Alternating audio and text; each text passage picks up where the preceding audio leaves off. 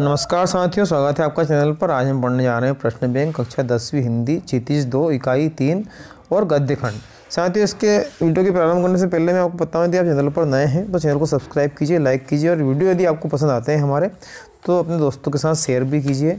और यदि इससे पहले वाले वीडियो जो हमने बनाए हैं उसमें हमने काव्य खंड और काव्य बोध की चर्चा आपसे की है, तो इन इकाइयों की चर्चा हमने की है। तो आप अगर इनको देखना चाहते हैं तो ज़रूर हमारे चैनल प्ले स्टोर पर जाकर देखें। वहाँ आप हिंदी, गणित, सामाजिक विज्ञान और विज्ञान, संस्कृत आदि कई प्रकार के प्रश्न बैंक के जो आपके कक्षा से संबंधित हैं उनका हमने चर्चा आपसे करने का प्रयास किया है, जिन्हें आप जाकर के देख सकते हैं। तो आइए देखते हैं गद्य खंड। तो गद्य खंड का जो हमारा भाग है इकाई 3 है।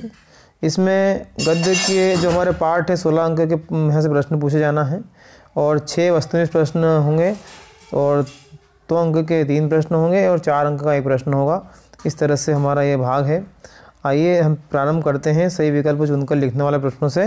तो पहला हमारा प्रश्न है, गद्य का प्रारंभिक रूप जो है वो किस प्रकार का है, तो किस प्रकार का था, तो उसका उत्तर हो जाएगा बोलचाल का रूप हो जाएगा। इसके बाद में गद्य की विधा नहीं है तो महाकाव्य। उपन्यास के सम्राट प्रेमचंद जी। यदि गद्य कवियों की कसौटी है तो निबंध गद्य की कसौटी, ये कथन किसका है, तो ये आचार्य रामचंद्र शुक्ल जी का है। आधुनिक काल में गद्य का आविर्भाव सबसे प्रधान साहित्यिक घटना उक्त कथन है, तो ये जो कथन है रामचंद्र शुक्ल जी का ही है ये कथन भी। इसके बाद में नेताजी का चश्मा कहानी का मूल भाव, तो नेताजी का चश्मा कहानी का मूल भाव है देशभक्ति की भावना। इसका घ वाला उत्तर हो जाएगा, देशभक्ति की भावना। नेताजी की मूर्ति थी, तो नेताजी की जो मूर्ति थी वो थी संगमरमर की। अगला जो हमारा हो जाएगा, कस्बे के चौराहे पर जो प्रतिमा लगी थी तो वो किसकी लगी थी, तो वो लगी थी सुभाष चंद्र बोस की। आगे देखते हैं, प्रतिमा बनाने वाले का नाम, तो उसका नाम था मोतीलाल। नेताजी की मूर्ति लगवाई गई थी नगर पालिका द्वारा। भगत जी पद गाते थे, तो भगत जी पद गाते थे कबीर के। बाल गोविंद भगत पाठ प्रहार करता है कुरीतियों पर, क वाला। इसके बाद में बाल गोविंद भगत साहब मानते थे, तो कबीरदास को मानते थे। सच्चे साधु की पहचान होती है उसके विचारों से। बाल गोविंद भगत गाते समय बजाते थे, तो बजाते थे खजड़ी। कादर कामिल बुल्के ने MA किया, तो उसने कहाँ से किया, इलाहाबाद से किया। कादर कामिल बुल्के राष्ट्रभाषा के रूप में देखना चाहते थे हिंदी को। सर्वेश्वर दयाल सक्सेना कादर बुल्के के किस गुण से प्रभावित थे, तो वो सभी गुण से प्रभावित थे। इसका गलत उत्तर हो जाएगा दयालुता, मानवता, सरलता। फिर 19वां जो हमारा प्रश्न है, कादर बुल्के के अभिन्न मित्र थे, तो इनके मित्र थे डॉक्टर रघुवंश जी थे इनके मित्र। कादर बुल्के का निधन हुआ 73 वर्ष की उम्र में। मन्नू भंडारी के किस व्यवहार से तंग आकर प्रिंसिपल ने उनके पिता को बुलाया था, तो वो क्या है, व्यवहार उनका आंदोलनकारी। मन्नू भंडारी के पिता ने उनका रौब देखकर अनुभव किया, गर्व अनुभव किया। मन्नू भंडारी को पसंद आए जैनेन्द्र के उपन्यास का नाम था सुनीता। इस तरह से सही विकल्प की पूर्ति के बाद अब आइए हम यहाँ पर रिक्त स्थान की पूर्ति देख लेते हैं। यहाँ पर ऑब्जेक्टिव प्रश्न के साथ साथ आपको प्रत्येक प्रश्न जो इस भाग में है सभी के बारे में चर्चा आपसे की जाएगी, इसलिए वीडियो को आप अंत तक जरूर देखें। तो जीवनी रिक्त स्थान की लिखी जाती है, तो जीवनी लिखी जाती है महापुरुष की। आत्मकथा में लेखक रिक्त स्थान के जीवन का वर्णन करता है, तो स्वयं के जीवन का वर्णन करता है। प्रेमचंद है कथाकार है। एकांकी में 1 अंक होता है। इसी प्रकार सुभाष चंद्र बोस की प्रतिमा पर चश्मा कैप्टन बदलता था। कस्बे के मुख्य चौराहे पर नेताजी सुभाष की प्रतिमा लगवा दी। नेताजी की मूर्ति फौजी के कपड़ों में थी। कस्बे से गुजरते समय हवालदार साहब पान खाते थे। चलो दिल्ली का नारा नेताजी ने दिया था। बाल गोविंद भगत मझोले कद के छोटे चिट्ठे आदमी थे। बाल गोविंद भगत में प्रेम साधना का चरमोत्कर्ष देखा जा सकता है। बाल गोविंद भगत की मौत उन्हीं के अनुरूप हुई। आषाढ़ की रिमझिम में समूचा गांव खेतों में उतर पड़ा। फादर फुल के इंजीनियरिंग इंजीनियरिंग की पढ़ाई छोड़कर सन्यासी हो गए। फादर फुल्के की चिंता हिंदी को राष्ट्रभाषा बनाने की या राष्ट्रभाषा के रूप में देखने की थी। फादर की उपस्थिति में देवदारू के वृक्ष की छाया जैसी लगती थी। अगला जो हमारा हो जाएगा, फादर फुल्के ने संन्यास लेते समय भारत जाने की शर्त रखी। मनु भंडारी की बड़ी बहन का नाम सुशीला था। मनु भंडारी का प्रसिद्ध उपन्यास आपका बंटी। महानगरी जीवन आत्मीयताहीन है। मनु भंडारी का जन्म मध्य प्रदेश में हुआ। पुराने ज़माने में स्त्रियों के लिए कोई विश्वविद्यालय नहीं थे। कालिदास संस्कृत भाषा के कवि थे। महावीर प्रसाद द्विवेदी युग के प्रवर्तक थे। स्त्री शिक्षा के विरोध में कुतर्कों का खंडन लेख सर्वप्रथम सन 1914 में सरस्वती में हुआ। फिर अगला है आवश्यकता आविष्कार की जननी है।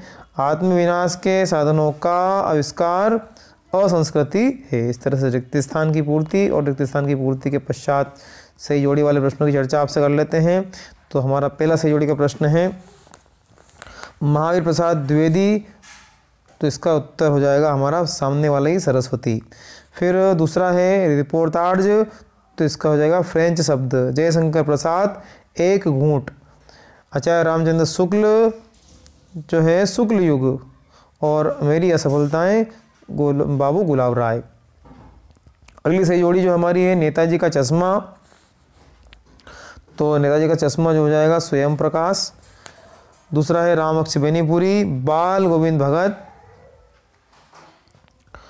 मानवीय करुणा की दिव्य चमक, सर्वेश्वर दयाल सक्सेना।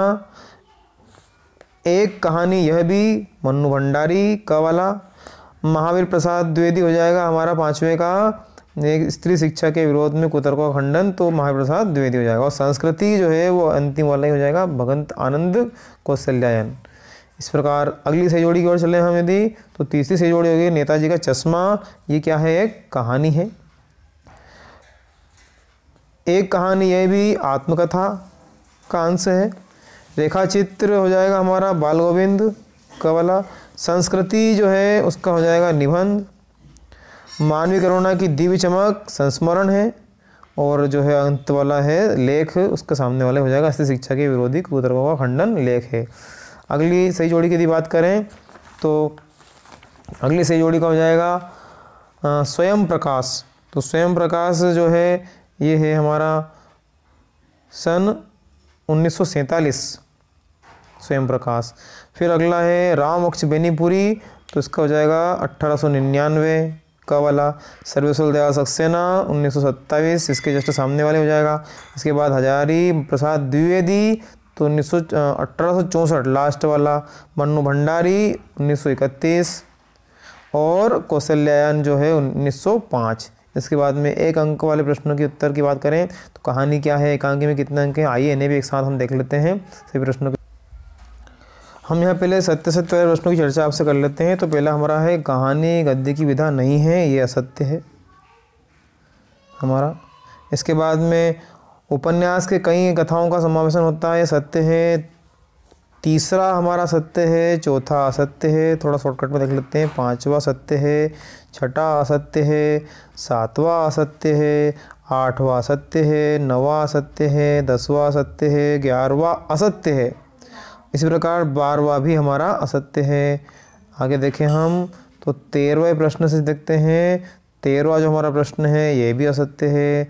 14वां हमारा सत्य है, 15वां असत्य है, 16वां असत्य है, 17 असत्य, 18 असत्य, 19 सत्य, 20 सत्य, 21 असत्य, 22वां असत्य है, 23वां असत्य है, 24वां असत्य है, 25 सत्य, 26 सत्य, 27 सत्य। इसके बाद में 28वां जो हमारा ये असत्य है, 29वां सत्य है और 30वां भी हमारा सत्य है। शॉर्टकट में हमने इनको सत्य को देखा है ताकि वीडियो बड़ा ना हो। अब हमारे एक वाक्य वाले प्रश्नों की चर्चा यदि हम करें तो पहला प्रश्न है कहानी क्या है। तो कहानी वह लघु रचना है जिसमें जीवन की किसी एक स्थिति का सरस चित्रण होता है। दूसरा, एकांकी में कितने अंक होते हैं? तो एकांकी में 1 अंक होता है। निबंध की परिभाषा, बंधी हुई रचना को निबंध कहते हैं। संस्मरण का क्या अर्थ है? भली भांति संस्मरण करना संस्मरण कहलाता है। 5वां, गद्य की 4 विधाएं हैं। तो गद्य की 4 विधाएं हैं कहानी, नाटक, उपन्यास और एकांकी। इसी तरह आगे के प्रश्न की चर्चा करें तो प्रश्न क्रमांक 6 हमारा है कैप्टन की मृत्यु के पश्चात मूर्ति किस पर बना चश्मा लगाया? तो कैप्टन की मृत्यु के बाद मूर्ति पर सरकंडे ने बना छोटा सा चश्मा लगा था। इसके बाद में स्वयं प्रकाश के कितने कहानी संग्रह प्रकाशित हो चुके हैं? तो 13 कहानी संग्रह प्रकाशित हो चुके हैं। इसके बाद में हम देखें अगला 8वां जो हमारा है वो है नेताजी की मूर्ति कितनी ऊंची थी? तो नेताजी की कंपनी के 8वां जो हमारा है कंपनी के काम के सिलसिले में कस्बे में कौन गुजरता था? तो सिलसिले में हवलदार जो है वो गुजरते थे। और नेताजी की जो मूर्ति है वो 2 फुट ऊंची थी। इसी तरह से जो कथन है वह लंगड़ा क्या जाएगा फौज में, पागल है पागल, ये कथन पान वाले का था। फिर रामवर्ष बेनीपुर का जन्म किस गाँव में हुआ? तो उनका जन्म हुआ था बेनीपुर बिहार में। फिर बाल गोविंद भगत की उम्र थी तो उनकी उम्र 60 वर्ष की थी। इसी प्रकार 13वां प्रश्न है पूर्व की ओर बहने वाली हवाओं को क्या कहते हैं? तो उसे पूर्वाई कहते हैं। इसी प्रकार बेटे के मरने पर बाल गोविंद भगत क्या कर रहे थे? तो भजत गीत गा रहे थे, जो गीत गाते रहते हैं। इसी प्रकार फादर फुल्के का जन्म कहाँ हुआ? तो बेल्जियम के रेप्स चैपल शहर में हुआ। फादर फुल्के को सर्वेश्वर दयाल सक्सेना ने क्या कहा? तो सक्सेना ने मानवीय करुणा का दिव्य चमक कहा। इसके बाद में 17वां प्रश्न हमारा दीनमान पत्रिका का उपसंपादन किसने किया? तो सर्वेश्वर दयाल सक्सेना जी ने किया। फादर फुल्के को किस कब्रगाह में दफनाया गया? तो निकलसन कब्रगाह में दफनाया गया। मन्नू भंडारी का स्वभाव कैसा था? उनका स्वभाव धैर्यवान सहनशील था। मन्नू भंडारी साहित्यिक क्षेत्र में प्रवेश किसने कराया? तो उनके पिता राजेंद्र यादव ने कराया। इसके बाद में आगे बढ़े हम, अगला हमारा जो प्रश्न है 21वां वो है मन्नू भंडारी के पिता का स्वभाव शक्की क्यों हो गया था? अपने निजी लोगों के विश्वासघात के कारण उनका स्वभाव शक्की हो गया था। मन्नू भंडारी का विवाह किससे हुआ? तो उनका विवाह राजेंद्र यादव से हुआ। मन्नू भंडारी का रंग कैसा था? उनका रंग काला था। इसके बाद में प्राचीन काल में स्त्रियों की बोलचाल की भाषा कौन सी थी? तो उनकी बोलचाल की भाषा प्राकृत थी। शास्त्रों में काशी किस नाम से प्रसिद्ध थे? तो वो आनंद कानन के नाम से प्रसिद्ध है। इसके बाद में 26वां हमारा है बौद्धों और जैनों के हजारों ग्रंथ किस भाषा में लिखे गए? तो उनके जो ग्रंथ हैं वो प्राकृत भाषा में लिखे गए। हिंदू वेदों को किसकी रचना मानते हैं? तो हिंदू वेदों को ईश्वर की रचना मानते हैं। मानव संस्कृति किस प्रकार की है? तो मानव संस्कृति अविभाज्य है। और अंतिम है तृष्णा के वशीभूत लड़ती कटती मानवता की सुख किसके अपना समर्पण तो करती है? तो ये कटती मानवता सुख के लिए सिद्धार्थ ने अपना सर्वस्व त्याग कर दिया था। इस तरह से हमारे 1 नंबर के प्रश्न के बाद में हमारे आते हैं लघुत्तरी गद्य क्या है। यहाँ से स्टार्ट करें तो पहला प्रश्न हमारा लघुत्तरी का 2 अंक का प्रश्न है गद्य क्या है से। इसका यहाँ से आप अब जो प्रश्नों की संख्या अधिक है स्क्रीनशॉट लेते हुए आप जाएंगे और यहाँ से आप लिखते जाएंगे। ठीक है, गद्य की रोक विधाएं वाला प्रश्न हो जाएगा इस तरह से। इस प्रकार कोई 2 उपन्यास के नाम गोरा और गोदान। तो गोरा जो है रविन्द्रनाथ ठाकुर और गोदान प्रेमचंद। किन्हीं 2 कहानीकारों के नाम। तो प्रेमचंद का गोदान, फणीश्वर रेणु तीसरी कसम और फिर मारे गए गुलफाम। नाटक और एकांकी में अंतर, इसका स्क्रीनशॉट ले लीजिए। कहानी और उपन्यास में कोई 2 अंतर। तो यहाँ अंतर, रेखाचित्र और संस्मरण में 2 अंतर, आत्मकथा और जीवनी में 2 अंतर। इसी प्रकार लेखक रामवक्ष बेनीपुरी के लेखन की विशेषताएं लिखिए, हो जाएगा। मन्नू भंडारी के साहित्य की प्रमुख विशेषताएं लिखिए। माया प्रसाद द्विवेदी की भाषा और शिल्प पर प्रकाश डालते उनकी 2 रचनाएं लिखिए। इस तरह से सरस्वती दयाल सक्सेना की भाषा शैली एवं 2 रचनाएं लिखिए। तो उसका उत्तर इस प्रकार मिल जाएगा आपको, 2 भाग में लिख लीजिए। रामवक्ष बेनीपुरी या मन्नू भंडारी एवं भगत आनंद कौशल्यायन की 2 रचनाएं। तो रचनाएं रामवक्ष बेनीपुरी की जो है पतितों के देश में, गेहूँ और गुलाब। मन्नू भंडारी 1 प्लेट सैलाब, यही सच है। और आनंद भगत कौशल्यायन की जो भूल ना सका और रेल का टिकट। सेनानी न होते हुए भी चश्मे वाले को लोग कैप्टन क्यों कहते थे? इसका स्क्रीनशॉट ले लीजिएगा यहाँ से आप, 2 भाग में। अगला प्रश्न है, कैप्टन बार बार मूर्ति पर चश्मा क्यों लगा देता था? बाल गोविंद भगत की पुत्रवधू उन्हें अकेले क्यों नहीं छोड़ना चाहती थी? इस तरह से। अगला हमारा हो जाएगा, बाल गोविंद भगत ने अपने बेटे की मृत्यु पर अपनी भावनाएं किस तरह व्यक्त की? बाल गोविंद भगत के मधुर गायन की विशेषता लिखिए, ये विशेषताएं हो जाएगी। बाल गोविंद भगत की दिनचर्या लोगों के अचरज का क्या कारण क्यों थी? तो इस प्रकार से इसका भी उत्तर आप लिख पाएंगे। बाल गोविंद भगत के मधुर गायन की विशेषताएं हो जाएगी इस तरह से। इस तरह से इसका दूसरी बार फिर से एक बार आ गया है। आइए देखते हैं, फादर की उपस्थिति में देवदार की छाया जैसी क्यों लगती थी? तो इस तरह से यहाँ इसका उत्तर हो जाएगा, फादर बुल के भारतीय संस्कृति के एक अभिन्न अंग हैं, किस आधार पर ऐसा कहा गया? यहाँ से इसका उत्तर लेगा। लेखक ने फादर बुल्के को मानवीय करुणा की दिव्य चमक क्यों कहा? यहाँ से इसका उत्तर ले लीजिएगा। नम आँखों को मिलाना स्याही फैलाना है पंथी का आशय, ये हो जाएगा। फादर का याद करना एक उदास शांत संगीत को सुनने जैसा पंथी का आशय स्पष्ट कीजिए, इसका आशय हो जाएगा। मन्नू भंडारी के व्यक्तित्व पर किन किन व्यक्तियों के रूप में प्रभाव पड़ा? तो इसका उत्तर आप इस प्रकार से यहाँ से लिख लेंगे, माँ का प्रभाव, शीला अग्रवाल का प्रभाव। मन्नू भंडारी के पिता ने रसोई को भटिया रखना या कहकर क्यों संबोधित किया? तो इसका उत्तर यहाँ हो जाएगा। वह कौन सी घटना थी जिसके बारे में सुनने पर मन्नू भंडारी को अपनी आंखों पर विश्वास हो पाया और अपने आप के कानों पर? यहाँ से इसका उत्तर है, कुछ पुरातन पंथी लोग स्त्रियों की शिक्षा के विरोधी थे, द्विवेदी जी ने क्या क्या तर्क देकर ऐसी शिक्षा का समर्थन किया? पुरुषों पर श्रेष्ठता, नारी शिक्षा की आवश्यकता, स्त्री शिक्षा अनर्थकारी नहीं। इस तरह से स्त्रियों को पढ़ाने से अनर्थ होते हैं, कुतर्कवादियों की इस दलील का खंडन द्विवेदी जी ने कैसे किया? ये हमारा उत्तर हो जाएगा इस तरह से। आग की खोज एक बहुत बड़ी खोज क्यों मानी जाती है? इसी प्रकार वास्तविक अर्थ में संस्कृत व्यक्ति किसे कहा गया जा सकता है? तो इसका उत्तर हो जाएगा, न्यूटन की संस्कृत मानव कहने के पीछे कौन से तर्क दिए? संस्कृत मानव कहने के पीछे तर्क हैं, इस तरह से उसके तर्क थे। अब यहाँ से जो अध्यांश इनके अर्थ हैं, तो कुछ अध्यांश के अर्थ आपको बताएंगे, बाकी आपको मन से करना होंगे। मूर्ति संगमरमर की थी वाले का हो जाएगा, इसका संदर्भ प्रसंग आपको मन से लिखना है, व्याख्या आपको मिलेगी, है ना। इस तरह से बाल गोविंद माजले कद के थे, इसका भी आप यहाँ से बस पहले वाले का, बाकी इनके सभी के आपको मन से व्याख्या भी और प्रसंग सब लिखना है। इस तरह से आज के भाग में इतना ही।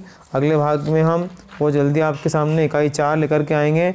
तब तक के लिए धन्यवाद, नमस्कार।